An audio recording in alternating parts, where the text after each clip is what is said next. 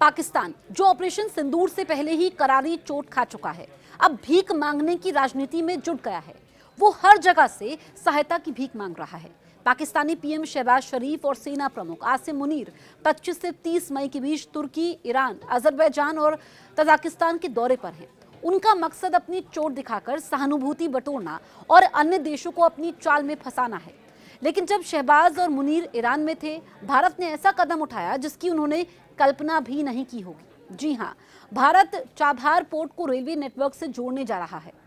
Hindustan times की खबर के अनुसार चाबहार बंदरगाह 2026 के मध्य तक रेलवे नेटवर्क से जुड़ जाएगा।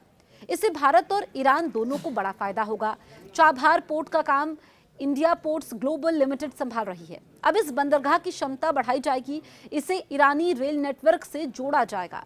भारत ऐसे समय में चाबहार पोर्ट को और विकसित करने में जुटा हुआ है, जब अमेरिकी प्रतिबंधों का खतरा मंडरा रहा है। सूत्रों के मुताबिक भारत और ईरान चाबहार बंदरगाह को और विकसित करने के लिए लगातार प्रयास कर रहे हैं। ये सब तब हो रहा है जब अमेरिका ओमान की खाड़ी में इस बंदरगाह पर दी जाने वाली प्रतिबंधों में छूट को खत्म करने की धमकी दे रहा है। अभी चाबहार पोर्ट की क्षमता को 1 लाख TEU से बढ़ाकर 5 लाख TEU यानी कि आपको बताएं कि 20 फुट इक्विवेलेंट यूनिट से बढ़ा दिया गया है। 5 लाख TEU करने का काम चल रहा है।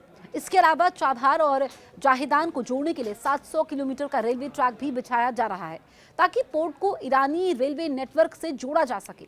सूत्रों का कहना है कि दोनों परियोजनाएं अगले साल के मध्य तक पूरी हो सकती हैं। रेल लिंक के पूरा होने से भारत और ईरान इस बंदरगाह को international north south transport corridor के प्रवेश द्वार के रूप में इस्तेमाल कर पाएंगे।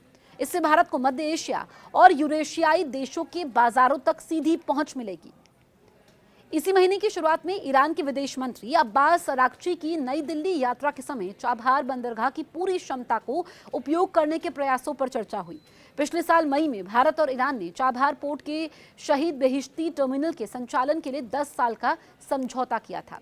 बंदरगाह के संचालन के लिए उपकरण खरीदने के लिए $120 मिलियन के निवेश की प्रतिबद्धता के साथ ही भारत ने बंदरगाह के आसपास बुनियादी ढांचे को विकसित करने के लिए $250 मिलियन की बात भी की थी।